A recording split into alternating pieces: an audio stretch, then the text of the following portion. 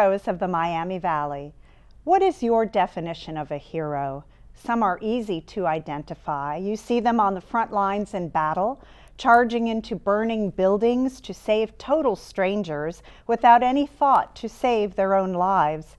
And some stand up for their principles in the face of discrimination and harassment.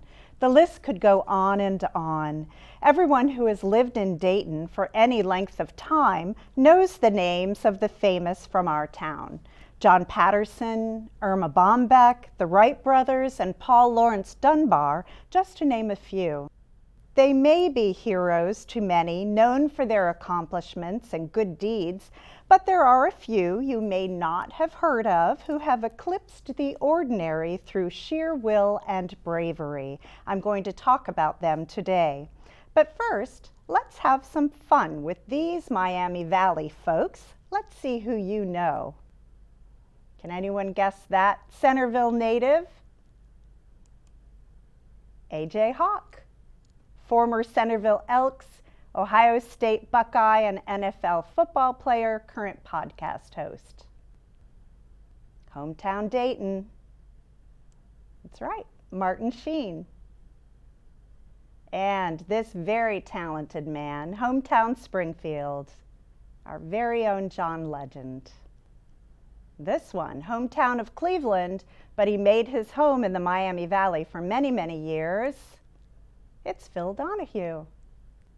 How about this one, a little bit tougher? Hometown is Dayton, born in Hillsborough, went to Stivers. Milt Caniff. Hometown Oakwood, this one's pretty easy. Born in Boston and went to the Miami Valley School. It's Allison Janney. Hometown Kettering, you may not know her face, but you certainly know her voice. That's Nancy Cartwright. How about this one? Hometown is Springfield. Very talented and very funny, Mr. Jonathan Winters. Lovely singers, lovely ladies. Hometown Miamisburg, it's Christine, Dorothy, and Phyllis McGuire.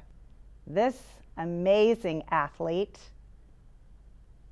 Edwin C. Moses.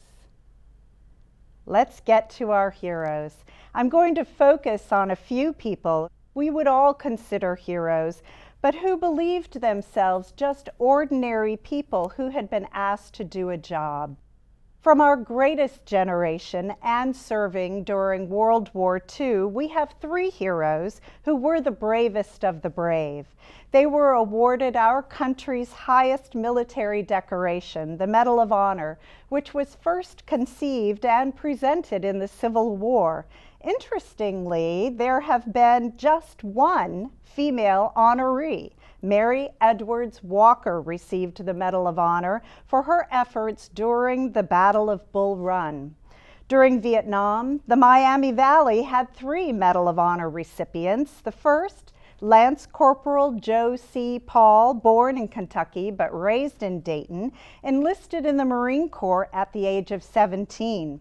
On August 18, 1965, while serving as a fire team leader with Company H, Lance Corporal Paul placed himself between his wounded comrades and the enemy and delivered effective suppressive fire in order to divert the Viet Cong long enough to allow the casualties to be evacuated. On April 11, 1966, Airman William Pitzenbarger, nicknamed Pitts of Piqua, was killed. Before he died, he helped save over 60 men in battle. He was recommended by his commanders for the Medal of Honor, but because documentation was sketchy, the award was downgraded. It took 35 years to restore his honor. His story is now told in the feature film, The Last Full Measure. I'll go into more detail about the third recipient later in my program. Here in the Miami Valley, Navy Seaman James Richard Ward from Springfield was killed in action on December 7, 1941, during the attack on Pearl Harbor. Army PFC Patrick L. Kessler from Middletown was killed in action on May 23, 1944 near Ponteroto, Italy, and Marine Corporal Tony Stein from Dayton, killed in action on March 1, 1945 on the Volcano Islands, Iwo Jima, Japan. Tony Stein, a first-generation son of Austrian immigrants, was born on September 30, 1921 in Dayton and grew up in Old North Dayton, where he attended Kaiser High School. He dropped out after 2 years so that he could work and support his widowed mother and little sister.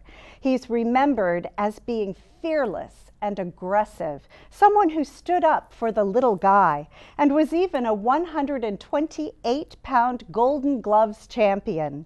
Stein worked as a tool and die maker at General Motors' Delco Products Division until he enlisted in the Marine Corps Reserves in September 1942. The skills he developed at Delco would lead to his legend. PFC Stein was a member of the elite Paramarines, which was a unit of the Marines who parachuted from planes. The unit was disbanded in 1944. While a member of this elite force, Stein used his knowledge of tool making to customize a .30 caliber M1919 Browning machine gun from a wrecked Navy fighter plane into a highly effective 22-pound personal machine gun he nicknamed the Stinger. Now a corporal, Stein became a member of the 5th Marine Division that landed on Iwo Jima on February 19, 1945. He was one of the first to hit the beach, and he provided cover for his unit. Stein killed 20 enemy soldiers and single-handedly charged 8 enemy pillboxes, deliberately exposing himself in order to draw enemy fire. He would stagger back from the attack to reload the Stinger, and then charged back into fire. Each time he withdrew, he carried or helped a wounded comrade back to safety, even removing his boots and helmet to move more quickly through the volcanic sands. Stein did this 8 times with no regard to his own life. He was wounded 4 days later during the fight for Mount Suribachi, but he insisted he be allowed to lead a troop of 19 men to eliminate a sniper who was stopping the progress of Stein's unit.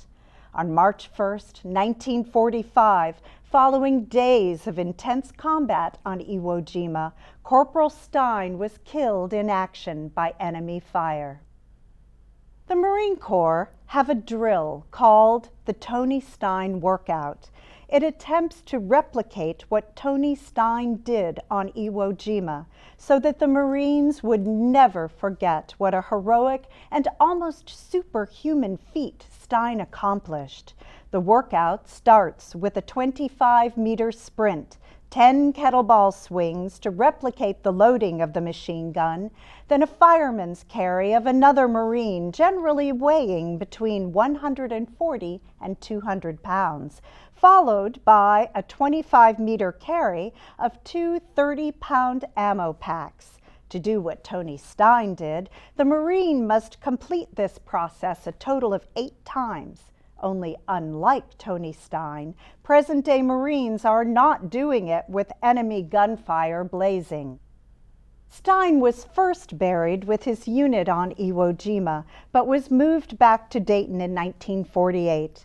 Dayton's only World War recipient of the Medal of Honor was buried with full military honors on December 17, 1948 in Calvary Cemetery, following funeral services at Our Lady of the Rosary Church. Our second hero is Edward Mechenbier. Born on June 29th in 1942 in Morgantown, West Virginia, he graduated from the Air Force Academy in 1964 and married Jerry Klein of Dayton, Ohio. Mechenbier attended pilot training and served tours in Europe and Southeast Asia. On June 14, 1967, while flying his McDonnell F-4C Phantom during his 80th mission over North Vietnam, he was shot down. According to Mechenbier, his right engine exploded and the aircraft entered a series of 6 snap rolls to the right. He and Kevin Joseph McManus bailed out. Mechenbier suffered crushed vertebrae, compression fractions, a dislocated shoulder, and broken teeth. He swears he was 1 inch taller before the crash.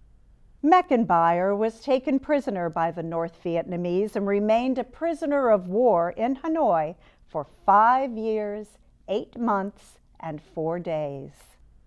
In 1973, the peace process with North Vietnam had begun, and Mechenbier and his fellow POWs returned to the United States on a gray and white C-141 Starlifter known as the Hanoi Taxi. It displayed a large red cross on its tail to signify the humanitarian mission it was flying. The first group of 40 POWs waited, with no visible signs of emotion. They had vowed to show no signs of emotion in front of their North Vietnamese captors, and they quietly boarded the airplane and took their seats. As the wheels left the runway, however, these brave Americans showed their true joy. Although not shown in this particular photo, Senator John McCain was brought home on the Hanoi Taxi also in 1973. Mechenbier resigned his regular commission in 1975, but continued to fly planes for 16 years with the Ohio National Guard, and in 1991 transferred to the Air Force Reserves at Wright-Patterson Air Force Base. In 2004, now Major General Mechenbier piloted that same Hanoi Taxi back to Vietnam to pick up the remains of service members who had never been identified. Metal caskets draped with U.S. flags were offloaded at Hickam Air Force Base in Hawaii, where the military would attempt to identify the remains.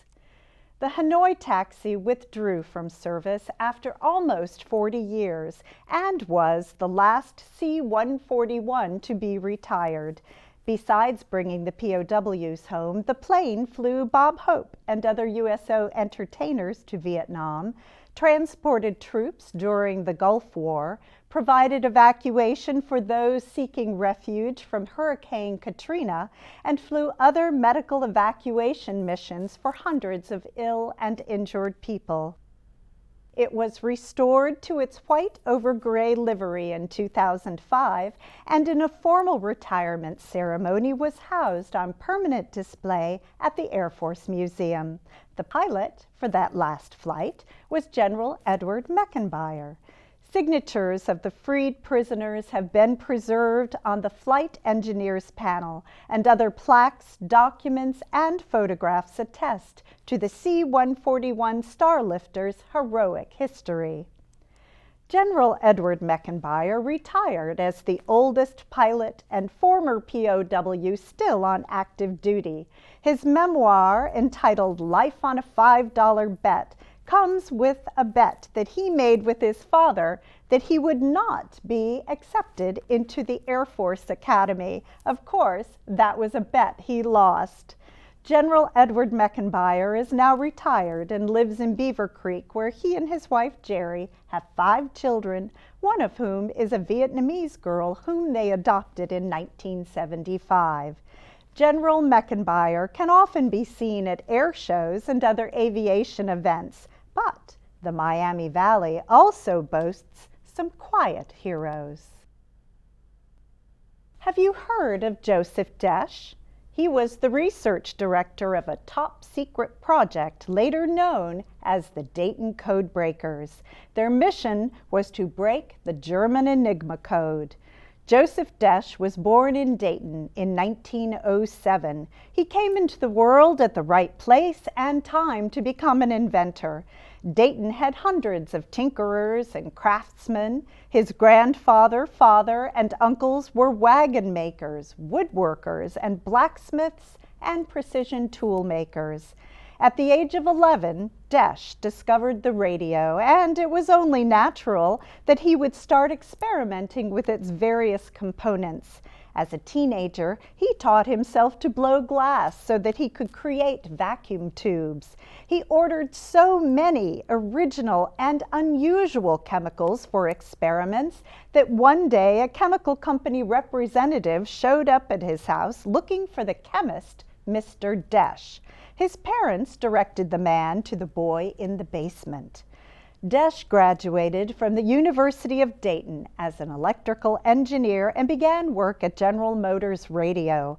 While there, he met his future wife, Dorothy, and Robert Mumma, who would become his colleague and friend for the next 50 years.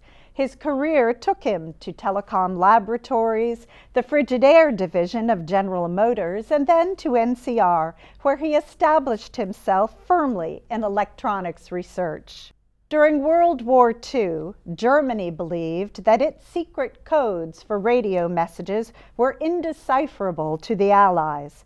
However, the meticulous work of codebreakers based at Britain's Bletchley Park cracked the secrets of German wartime communication and played a crucial role in the final defeat of Germany.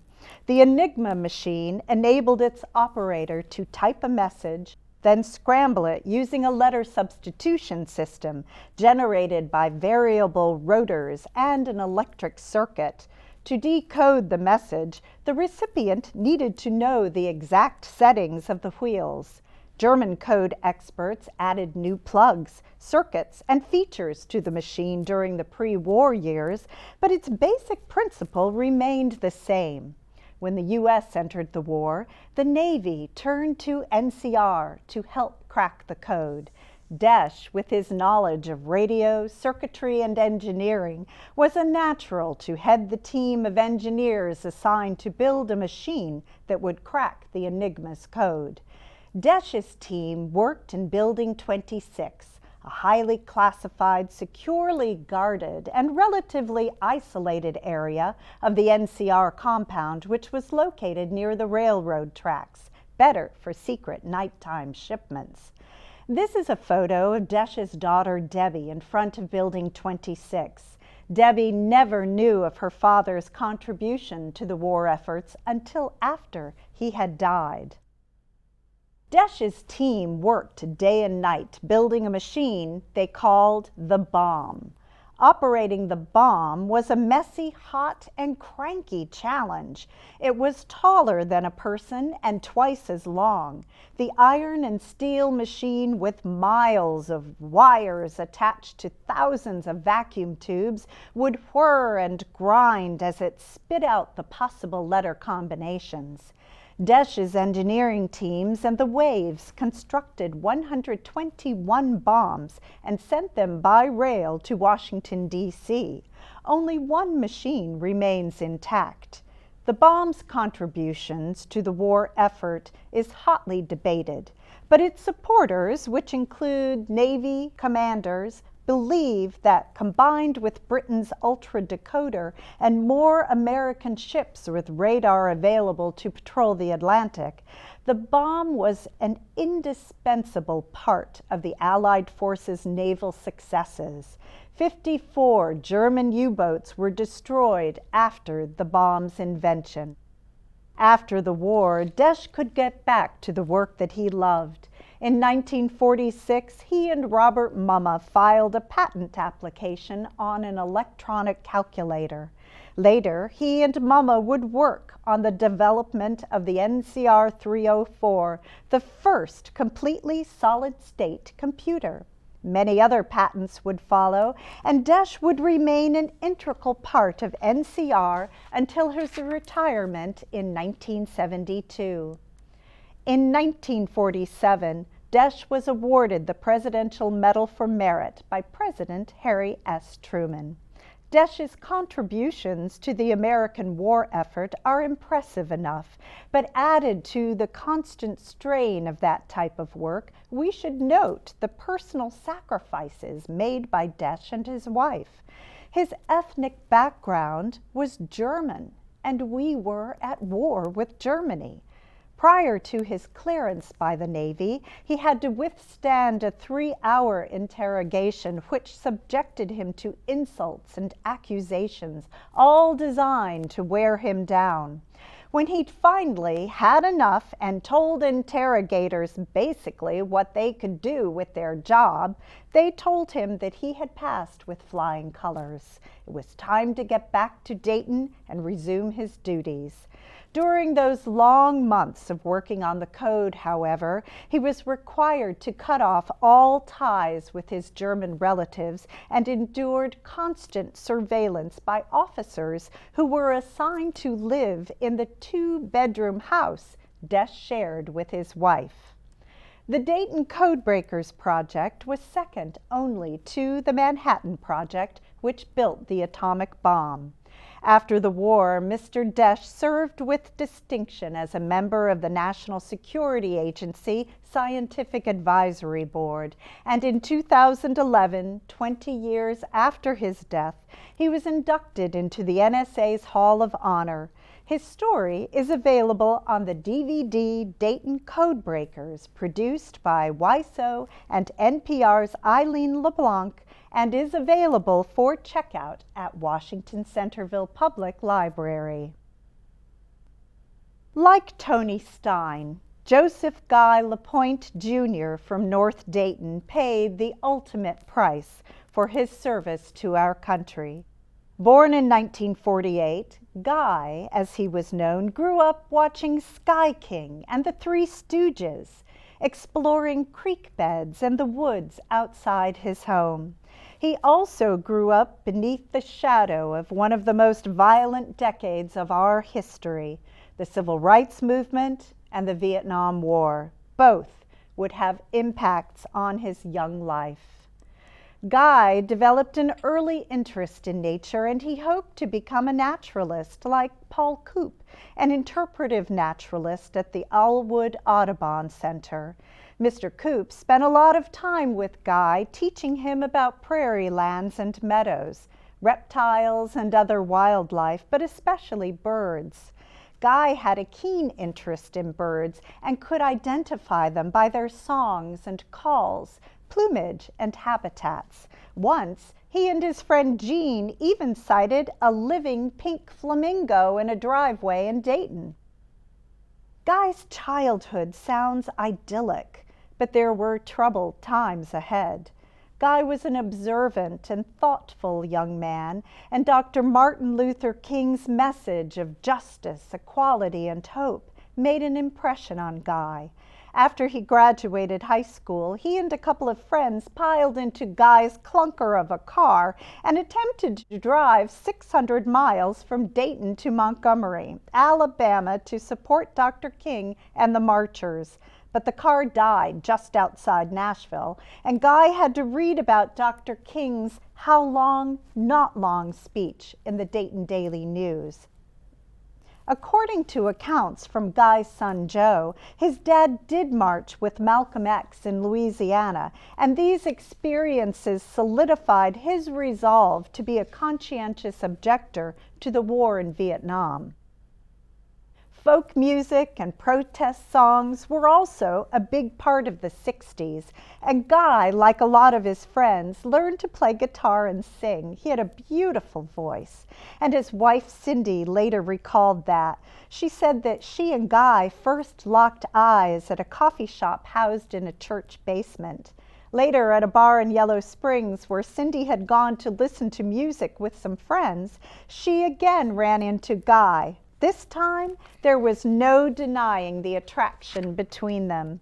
Like Guy, Cindy had grown up exploring the outdoors. Her family had loved to camp, and so it was only natural that Guy would take her to do the things that he liked the best, and that was being outside. Their first date was to Huffman Dam, one of the 5 built after the Great Flood of 1913, and Cindy learned that Guy had an even uncanny knowledge of the land, birds, and wildlife, and impressed her even more when he told her that the Mad River had earned its name from the rapid current of the water. Guy wasn't all serious, though. In fact, He was a prankster and a practical joker, once wrapping himself up in a big box and delivering himself to Cindy on Valentine's Day. He proposed during her senior year of high school, and while she was thrilled and excited, she also thought she was too young to marry and that they should wait. Guy asked her several times after that, but once he received his draft notice, he quit asking. She knew he did not want to leave a widow behind. Between 1964 and 1973, approximately 27 million American men were eligible for military service. Around 2.2 million were drafted. 15.4 million were granted deferments. Unfortunately, Guy LaPointe was not one of them. He had just been accepted to Ohio State University, but he had also received his draft letter 2 weeks earlier. If the arrival of the letters had been reversed, he may have been deferred. As it was, Guy was faced with a dilemma. He couldn't change who he was, and he didn't want to. He could not carry a gun, nor could he kill another person, but he also would not be a draft dodger and run to Canada. He decided to declare himself a conscientious objector. He enlisted in the Army and started basic training at Fort Benning. He endured the recruit abuse like everybody else, but when it came time to start training with machine guns, he declared his status to his drill instructor all the way up to the commanding officer. He was soon transferred to a medical unit in Texas. There he received first aid and frontline trauma care training as a combat medic.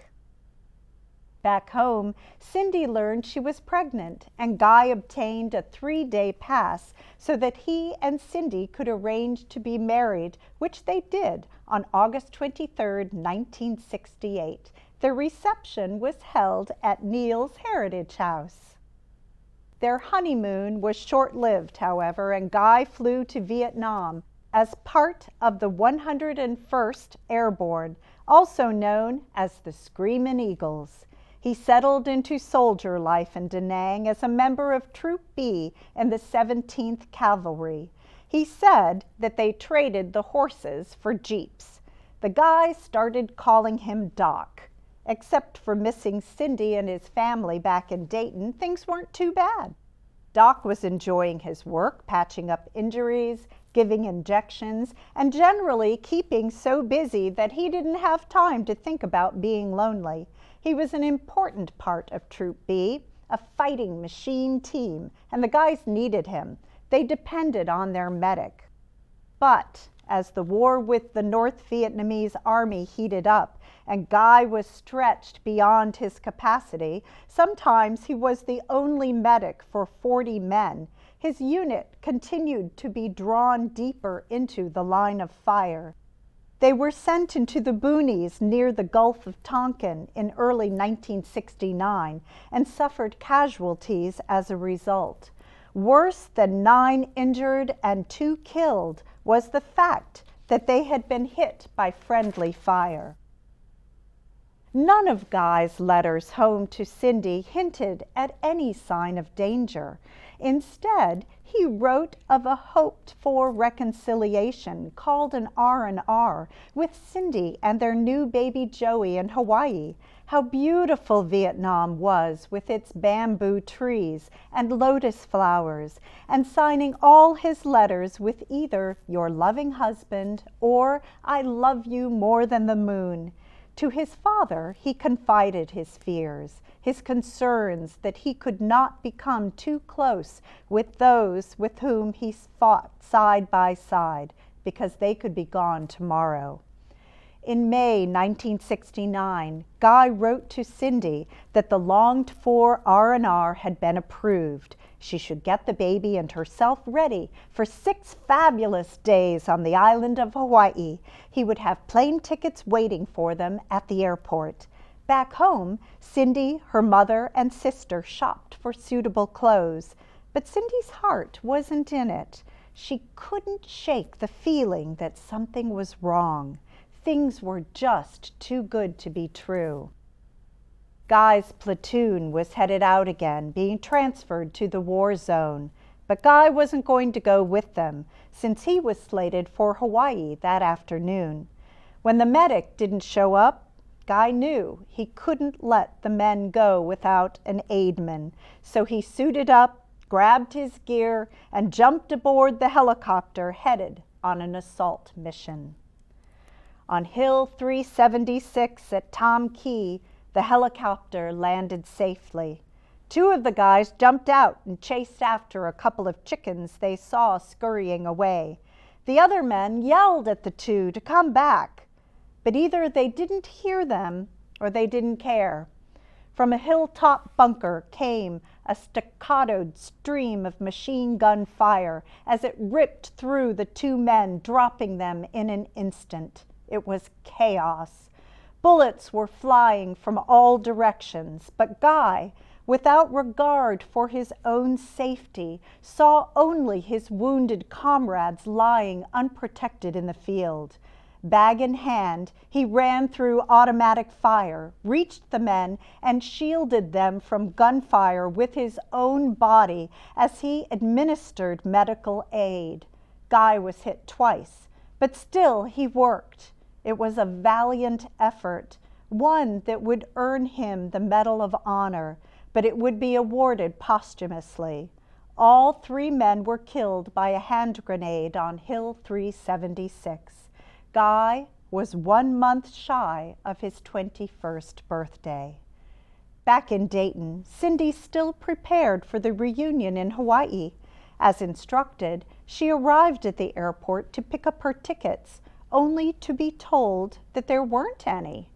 Had she got the date wrong? What could have happened? But once she got home, she found out.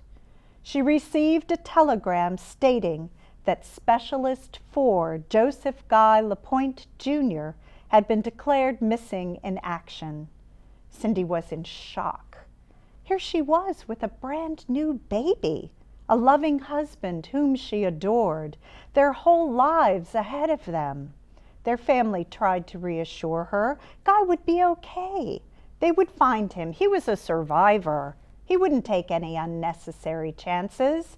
But nothing could shake her fears, which were indeed confirmed when two men from the Department of Defense arrived only a short time later to notify her that Guy had been killed in action.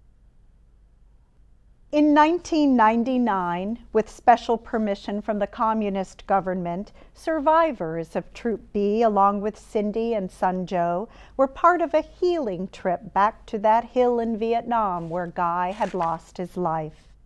Since then, the Joseph Guy LaPointe Jr. Memorial Veterans Scholarship Fund at Sinclair College has been established for veterans, especially for those enrolled in a biology program and/or health sciences.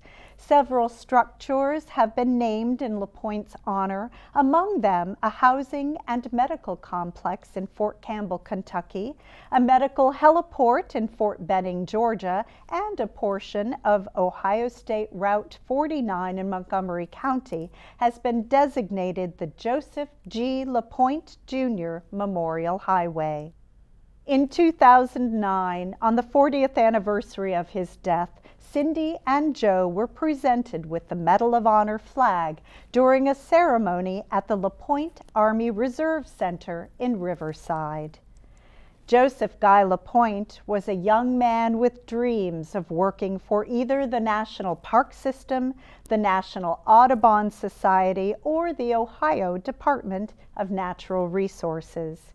Instead, he became a hero, one who sacrificed his life for his fellow soldiers and was awarded the Bronze Star, the Silver Star, the National Defense Service Medal, and the Medal of Honor, the highest award given.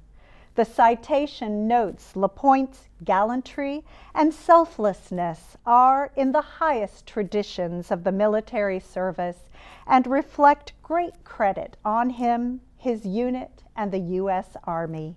As Cindy LaPointe Daffler says, "My purpose in life is to keep my husband's memory alive." We are surrounded by modern-day heroes, people who are honoring the past, keeping memories alive, raising their children, grandchildren, and taking care of aging parents, volunteers who give so generously of their time, single parents, teachers, nurses and doctors, policemen and firemen who keep us healthy and safe. These heroes may never be known by anyone outside their circle of friends, but they are there, and our lives are richer for their presence. Let us never forget. Thank you.